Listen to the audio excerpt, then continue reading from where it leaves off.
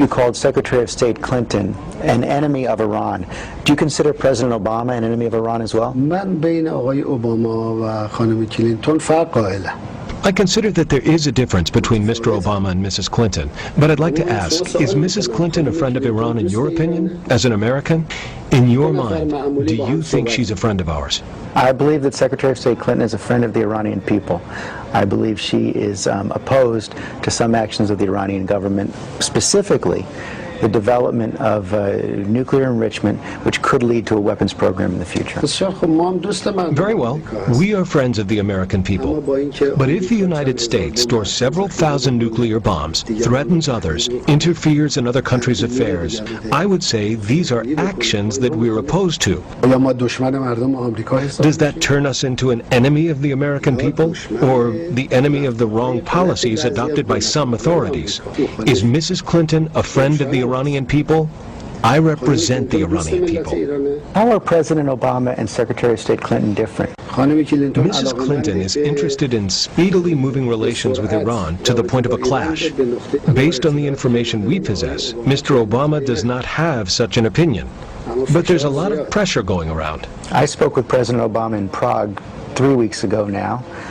He said he would push very hard for another round of UN sanctions unless and until Iran comes into compliance with the International Atomic Energy Agency. No problem. Any measure he takes will be confronted by a position that we will announce. How so? We don't have a special friendship with Mr. Obama. We will act the same way as we have been doing so far against hostilities. Don't worry about us. We know how to defend ourselves. You're not concerned about sanctions, even though it's not just the United States, it's France, it's Great Britain. I spoke with President Medvedev in St. Petersburg. He said now it's time for sanctions against the Iranians as well. Iran is becoming increasingly isolated. We will not accept something that's being forced upon us. The issue that 3 or 4 countries possess a nuclear bomb and want to prevent the others from its peaceful nuclear energy goals, it is in violation of laws and against justice, and we will not accept it.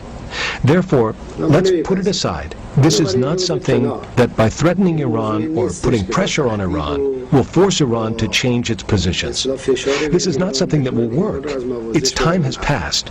For them, it is better to cooperate with Iran according to the laws. But Mr. President, do you understand? According to justice and on the basis of friendship. You talk about international law, you talk about principles of justice and friendship. Do you understand how so many in the world community cannot take your statements at face value about nuclear weapons? You say you don't want nuclear weapons when you refuse to comply with the guidelines set out by the International Atomic Energy Agency. 118 member states of the non-aligned movement have declared their support for Iran's position. Don't they count? 57 Islamic countries have supported the Iranian position.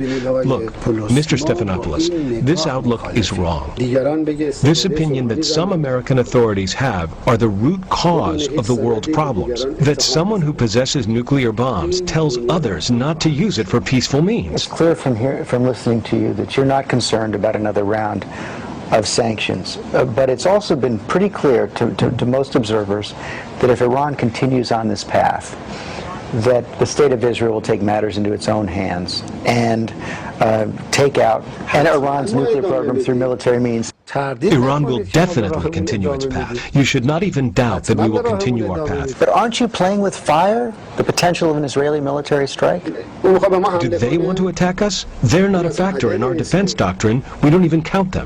You don't plan for that at all? They're finished. The Zionist regime is finished. They can't even manage Gaza. They want to get into a conflict with Iran?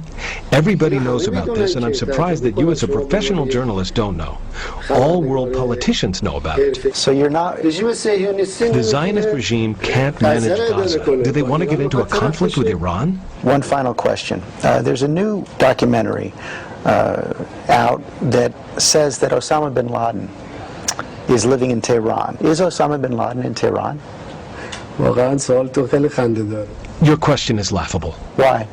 The U.S. government has invaded Afghanistan in order to arrest bin Laden. They probably know where bin Laden is. If they don't know where bin Laden is, why did they invade? First, they invaded. Then they tried to find out where he is. Is that logical? Do you think this is logical? What I think is that you didn't answer my question. Is he in Tehran or not? Our position is quite clear. Some journalists have said bin Laden is in Iran. These words don't have legal value. Our position towards Afghanistan and against terrorism is quite clear. Is it true or not? Maybe you know, but I don't know. I'm asking you, you're the president of Iran. I don't know such a thing. You are giving news which is very strange. So let me ask it a different way. If you did know that Osama bin Laden was in Tehran, would you show him hospitality? Would you expel him? Would you arrest him? I heard that Osama bin Laden is in Washington, D.C.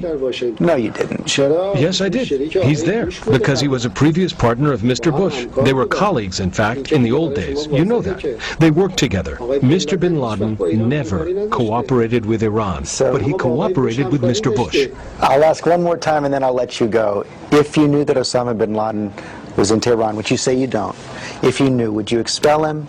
Would you arrest him? Would you show him hospitality? Our borders are closed to the illegal entry of anyone, whoever that may be.